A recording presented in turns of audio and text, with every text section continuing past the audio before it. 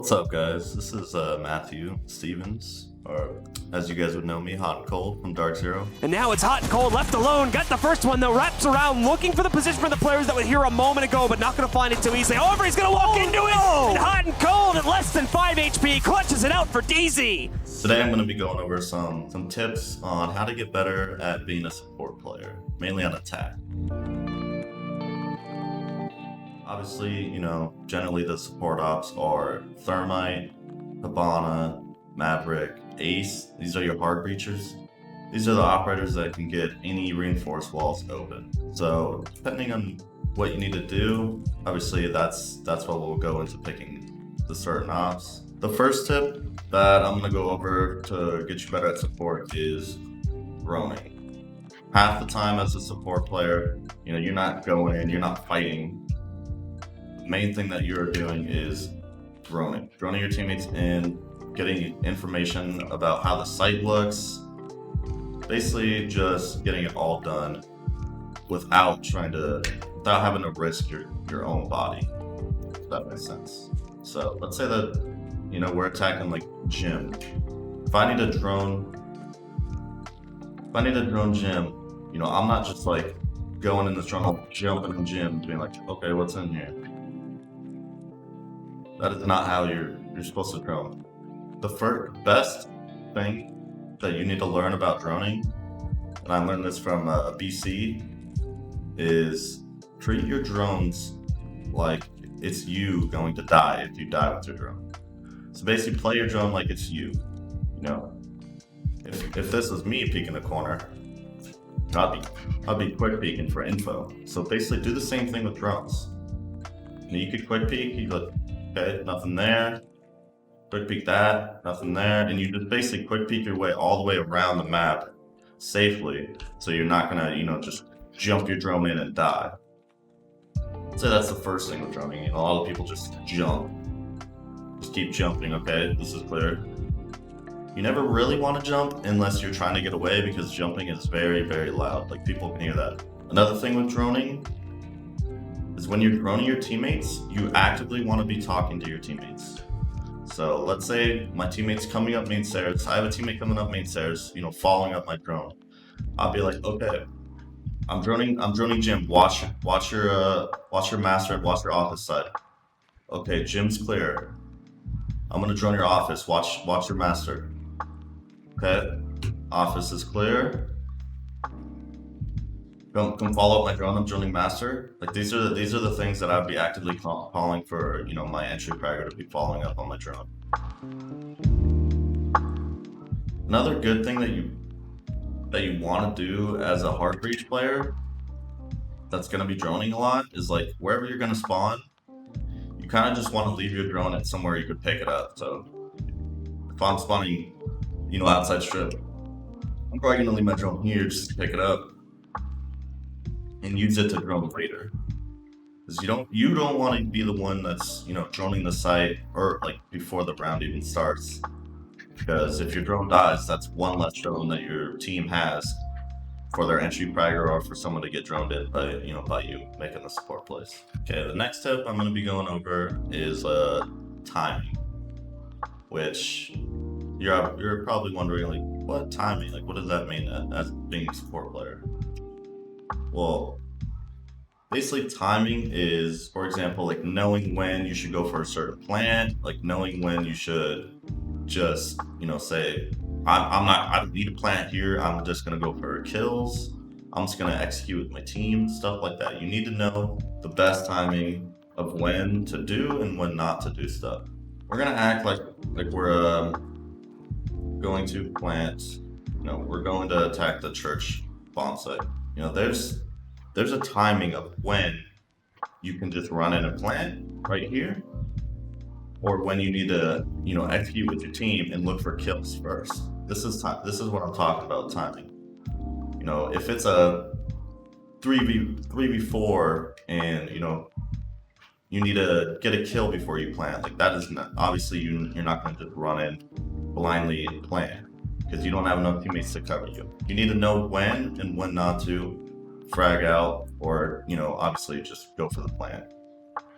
Also, you need to know a lot of times you could do this while droning, but if I drone the site beforehand and I see that they have a mute, for example, I know that he is a C4 blader on when I'm trying to go for plant. So if I'm like, okay, mute's not peeking, I'm just gonna go for plant.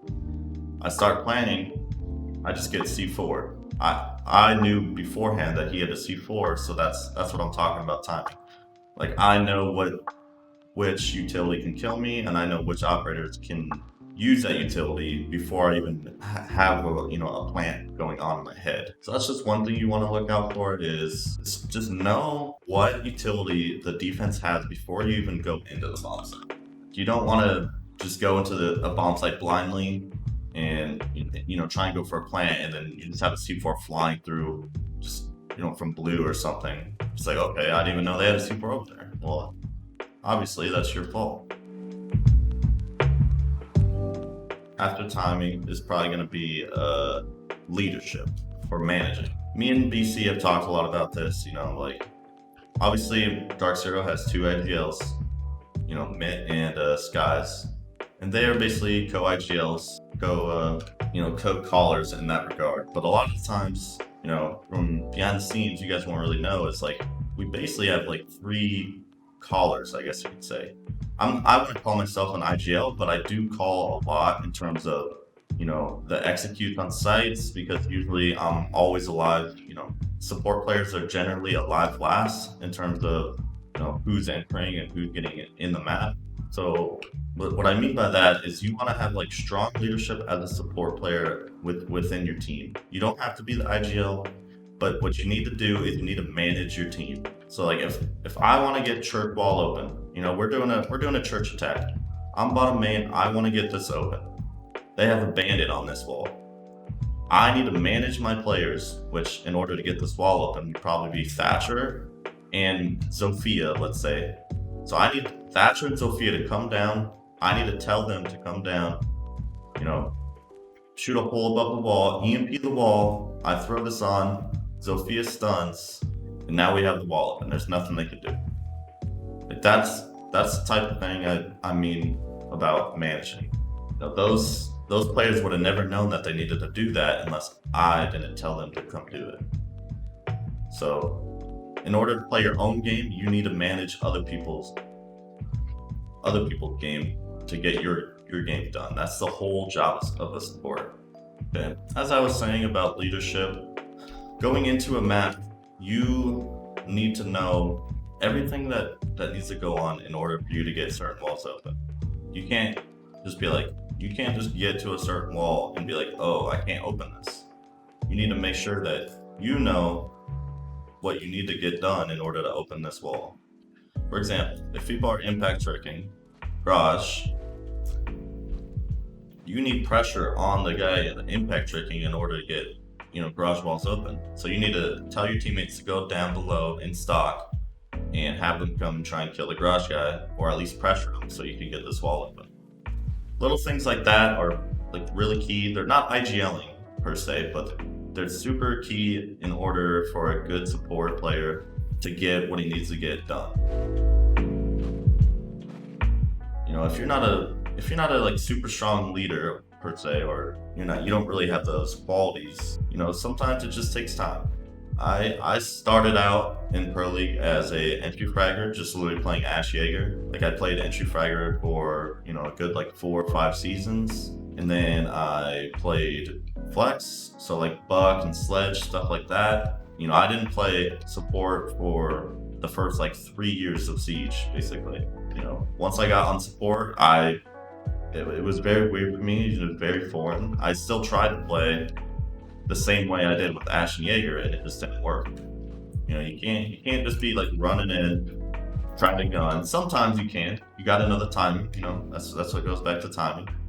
Sometimes you could run it like, if you get a wall open and that's the only job you need to do, that whole map or that whole site. Once you get that wall open, you turn into a entry fragger. You can do whatever you want, because the team doesn't need anything else from you. It's sometimes being a good support player just comes with time. Another quick thing I want to talk about is the different heart breachers. I mean, most of you guys already probably know this. This is more for just the newer players. But each heart breach has their own specialties. You know, Thermite opens up walls reliably. He opens up probably the biggest hole on walls. Ace is like a better Thermite for opening walls because he gets three charges and you can throw them, which is a lot safer. But you can only get one hatch, which is what you have to realize with Ace.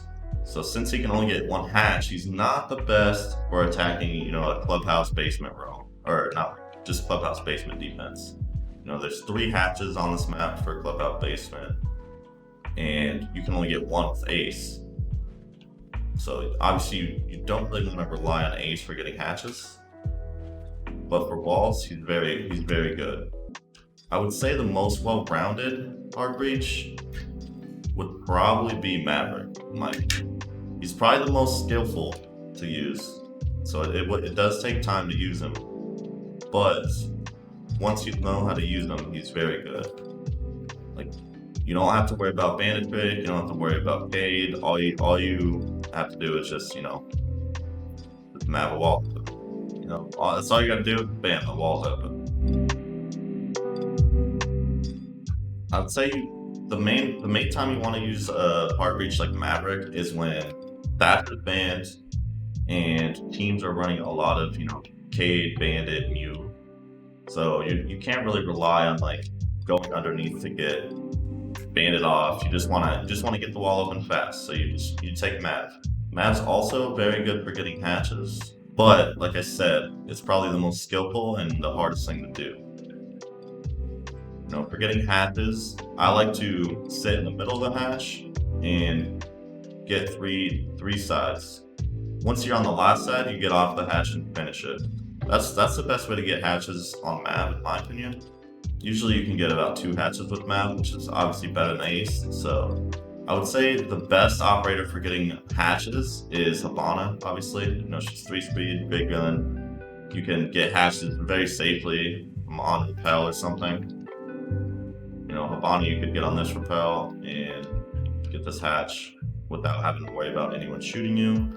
You know, Habana's, you don't have to be inside, you know, about to get C4 like you would a Thermite or anything else. So those are the differences in hard breachers and like when to take them. All right, guys, that's basically all the tips I have on, you know, how to get better at support or just how to be a good support player in general.